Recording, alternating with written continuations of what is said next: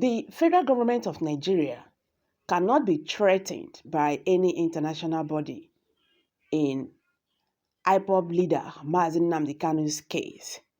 They should allow the court to do their job. Mohammed speaks. Wow, they say wahala be like bicycle, they finish. This government is stubborn, sha. This government, they stubborn. But where they pain me per se, they only stubborn for a particular section of, of the region. They're not stubborn, for some particular people.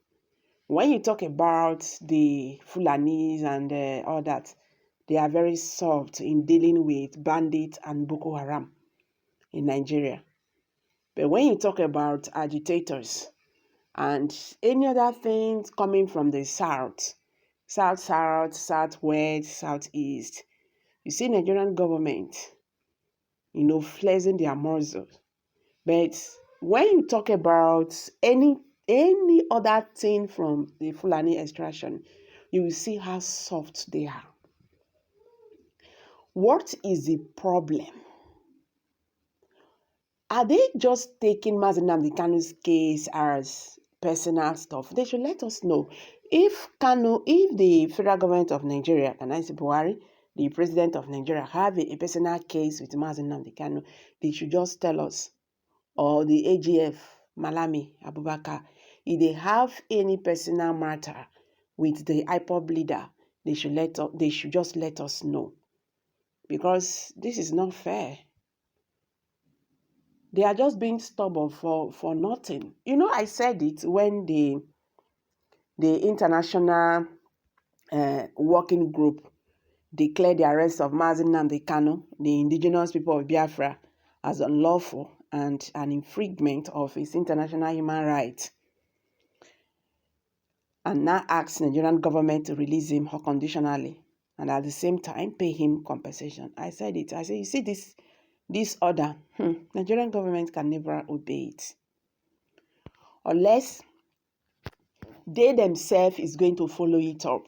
It's not just by saying it, because these people, you don't just talk things and leave it like that. You have to follow it up. This order by this international working group has become the talk of the day. A few days ago, the AGF, Malami Abubakar, also said that Mazi Nnamdi Kanu cannot be released because the case is already in the court, that the court will determine his fate. You understand? And the same case, una no wan judge am. If una no say commit crime, why una dey shine away from this matter? Don't be surprised that November the 5th, that's supposed to be the hearing of this Mazi Nnamdi Kanu's case. Don't be surprised that very day again, they will adjourn it. Or they will just come to court, make it be like say they come court. Then the next thing they will say, they got adjourn again to the next year. Because Nigerian government just want to run away from this case. That is just it. Make una look am carefully. This government, they are doing all what they could to run away from this matter because they know they have committed crime against humanity. You understand?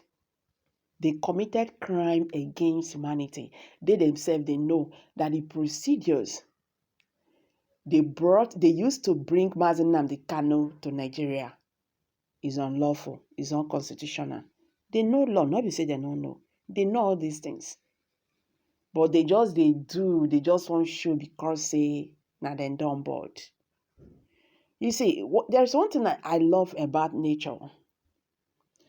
You cannot cheat it all, no matter how fast or smart you are. You see all these things these people are doing, it's going to still come back to them. It's going to still come back to them. Malami, the AGF, have succeeded with this administration. They don't turn this country and the constitution upside down. We don't even know the one will be law because they themselves, they don't obey the orders of the law. You understand? Mohammed, our information minister, that that we always see light, they call it black. Even when you catch them, you see their hand in pot of soup stain and finish with meat. Then go tell you say no be meat then whole. No, not be soup dey my hand. Na sand. This is just this government for you.